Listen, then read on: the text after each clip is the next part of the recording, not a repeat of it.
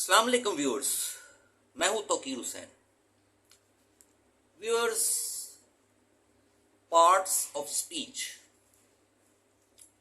के चौथे पार्ट के साथ आपके सामने हूं। चौथे पार्ट का नाम है द एडवर्ब। पहले आपको इसकी डेफिनेशन बताता हूं, फिर मजीद इसके ऊपर आपसे बात होगी। स्लोली बताऊंगा ताकि आपको एक एक वर्ड मेरा समझ आ सके। An adverb is a word that adds more information about place, time, manner, cause or degree to a verb, an adjective, a phrase or another adverb. For example, in speak kindly, incredibly deep, just in time, and too quickly. Kindly, incredibly, just and too are all adverbs. Urdu में आपके लिए इसको मैं ऐसे बता देता हूं कि देखें, एडवर्ब वो वर्ड है जो कि किसी वर्ब, एडजेक्टिव, फ्रेज और अनदर वर्ड को मॉडिफाई करता है। यहां मॉडिफाई का मतलब है किसी एडवर्ब का किसी दूसरे वर्ड को, यानी वर्ब, फ्रेज, एडजेक्टिव या किसी और एडवर्ब के मीनिंग को या थोड़ा सा एक्सप्लेन करना ज्यादा या उनको लिमिटेट करना थोड़ा सा। किस मामले में? प्लेस, टाइम, मैनर, कॉज और डिग्री।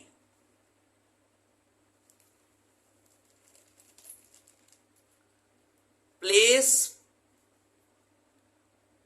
टाइम, मैनर, कॉज और डिग्री के मामले में वर्ब, एडजेक्टिव, फ्रेज या किसी और एडवर्ब में, एडवर्ब को जो वर्ड मॉडिफाई करता है, यानी उसको थोड़ा सा ज्यादा डिस्क्राइब करता है या थोड़ा सा उसके मीनिंग को लिमिटेट करता है, उसको एडवर्ब कहते हैं। मेरा ख्याल है बिल्कुल क्लियर हो गया। अब आप ये देख लीजिए, जैसे कि एक दो वर्ड्स है, स्पीक काइंडली।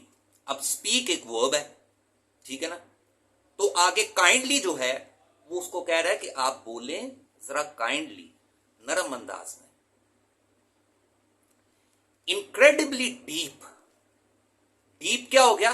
एडजेक्टिव, यानी गहरा है। तो इनक्रेडिबली का क्या मतलब है?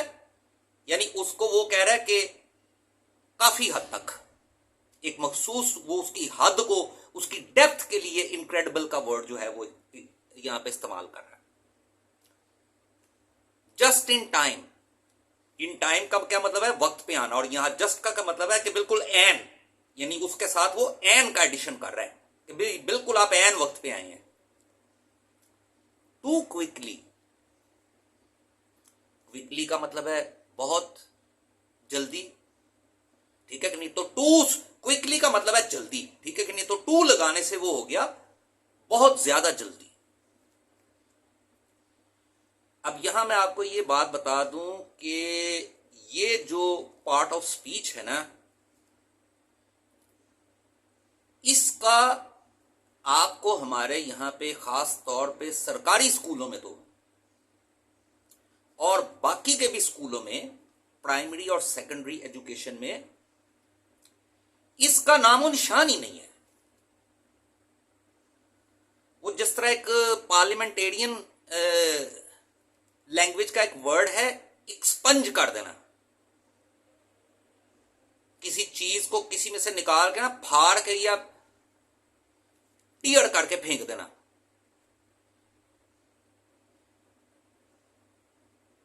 तो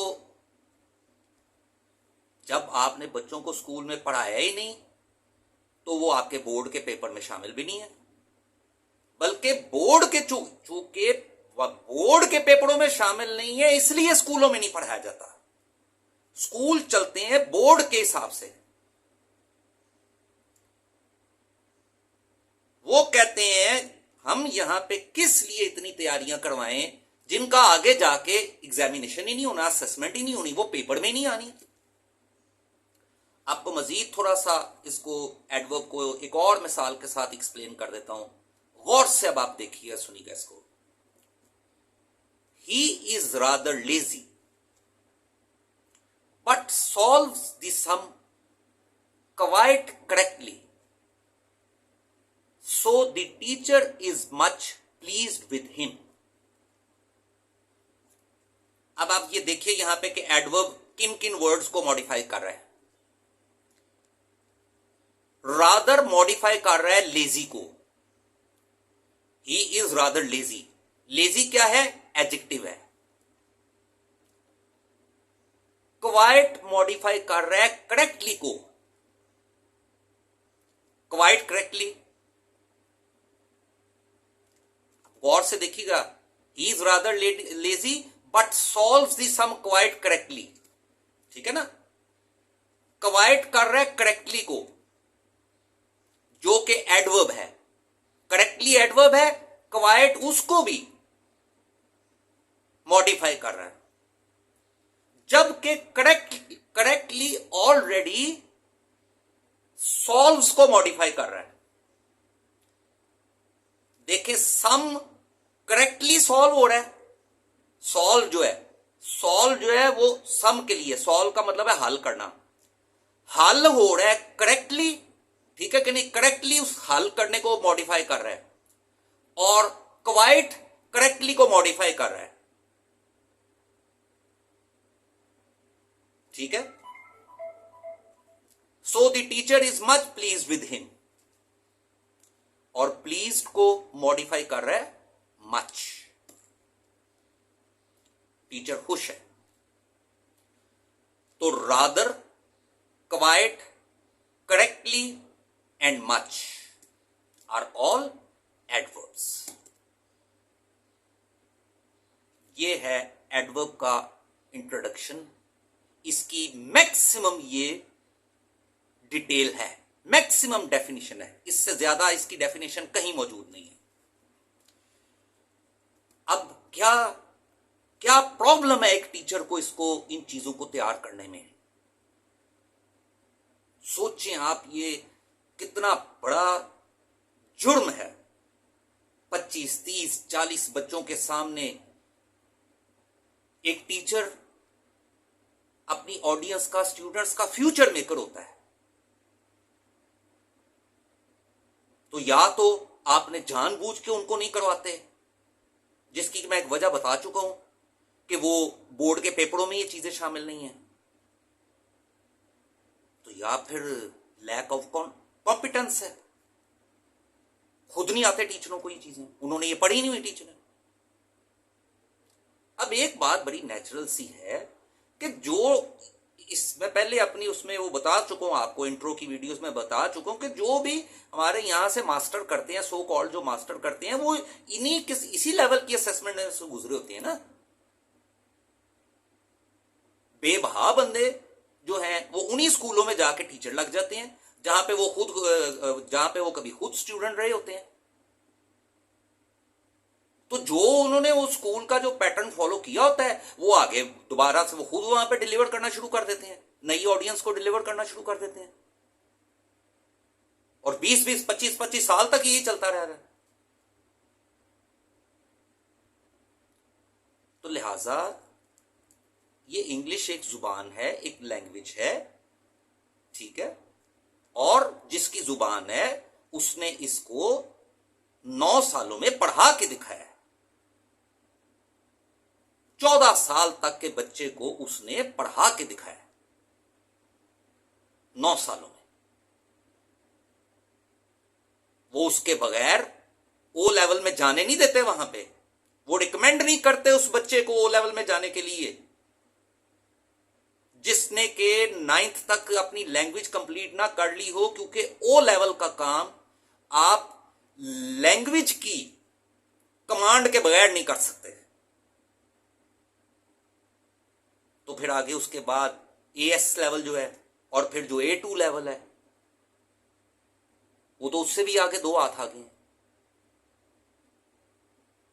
तो लिहाजा आप लैंग्वेज को तैयार कीजिए।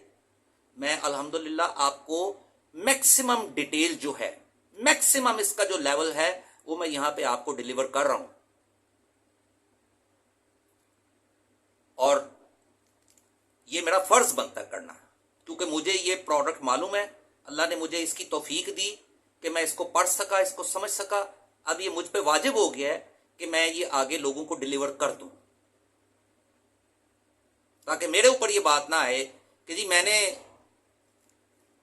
इस इंफॉर्मेशन को दबा के रखा हुआ था, या कुछ जरूरी मैं सिर्फ पैसों के बदले इसको बेचता था।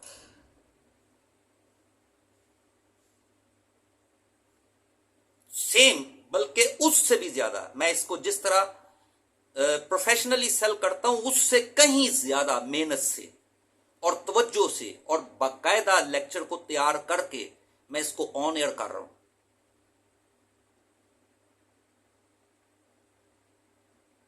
ताकि ये सदका जारिया के तौर पे जाए और लोग इसको सीखें और इससे रिलेटेड जो फायदे उनको हासिल हो सकते हैं वो उन्हें हासिल हों।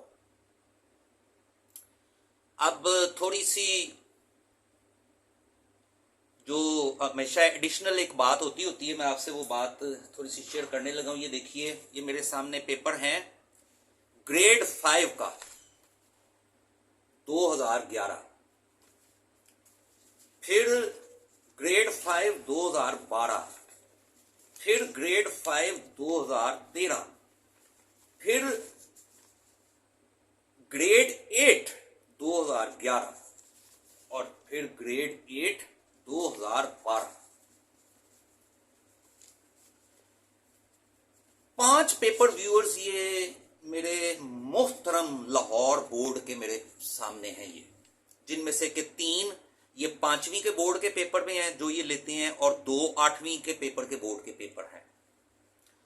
अच्छा, इसमें जरा आप जनरल इंस्ट्रक्शंस पांचों शुरू में ना एक जैसी लिखी हुई हैं, 5 पेपरों पे जनरल इंस्ट्रक्शंस लिखी हुई है, और उनमें इंस्ट्रक्शन नंबर 3 है, students are not allowed to take the question paper answer sheet out of the examination centre.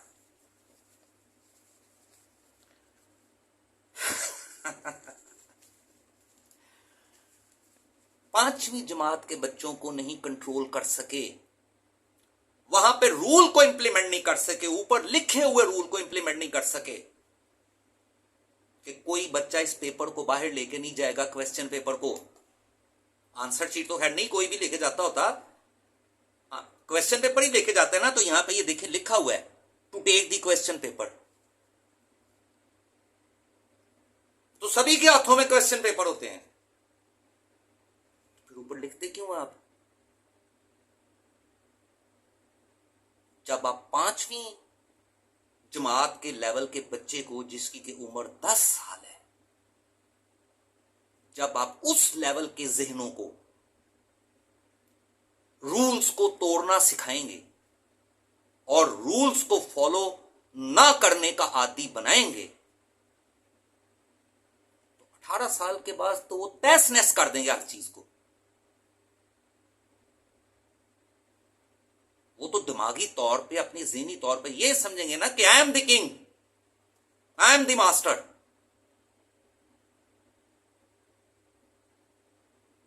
पहली बात ये देखिए। और उसके बाद इसमें 8वीं जमात यानी ग्रेड 8 तक ये देख लीजिएगा ग्रेड 8 तक, जिस जिस ग्रेड तक इंग्लैंड में 90% काम कंप्लीट हो गया होता है सारा लैंग्वेज का, बल्कि 95% कंप्लीट हो गया होता है, उसमें जो इसकी जैसे वो कहते हैं ना, मैं आपको ये मुझे समझ नहीं आती कि मैं इसके नाम कैसे लूं, इसमें टेंस भी है, इसमें वॉइस भी है, ठीक है जी, इसमें इंपेरेटिव सेंटेंस भी है, इसमें पंक्चुएशन भी है, इसमें कैपिटलाइजेशन भी है, इसमें एडजेक्टिव के ऊपर भी एक सवाल है, इसमें आप ये देखें, ये ग्रेड 8 का पेपर 40 सवालों का है, और इसमें एडजेक्टिव के ऊपर भी है, इसमें पंक्चुएशन पे भी है, इसमें प्रेजेंट कंटिन्यूअस पे भी है, इसमें आर्टिकल के ऊपर भी है।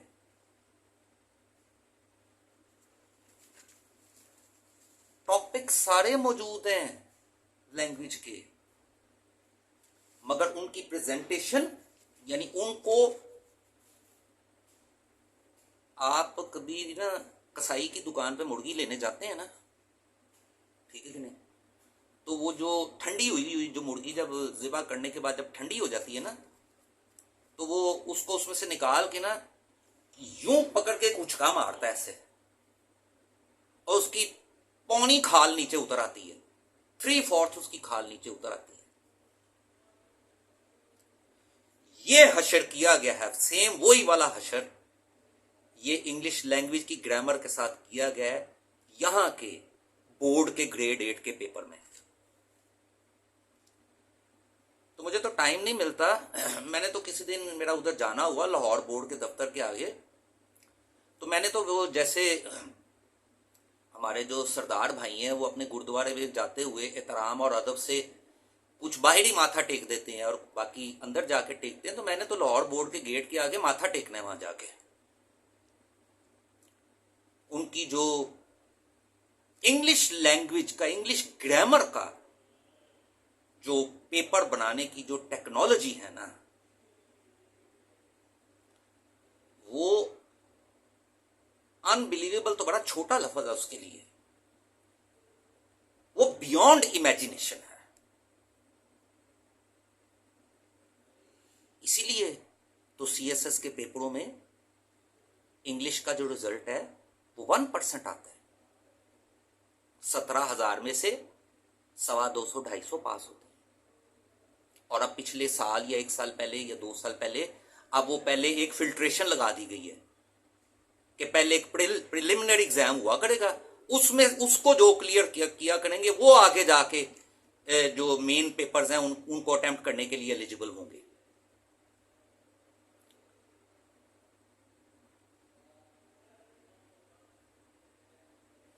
ये सूरत हाल है व्यूअर्स, कोई इतना कॉम्प्लिकेटेड मसला नहीं है।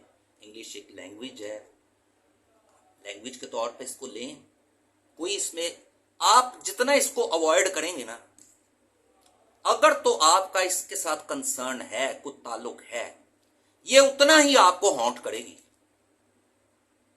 ये मैं आपको बता दूं। या तो आप इंग्लिश लैंग्वेज के साथ अपना कंसर्न ताल्लुक खत्म कर लें या इसको सीख लें। ये बीच वाले जो है ना, वो जैसे वो ये कहते हैं टिप्स एंड ट्रिक्स, ये उनसे सीखने वाली जुबान नहीं है। It's not a tricky language, it's a very very scientific language.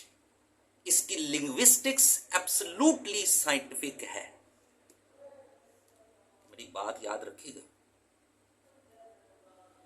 बाकी जहां तक शायरी का मामला है तो उसमें ये कुछ नहीं है, उसमें तो हमारी उर्दू का जवाब ही नहीं है।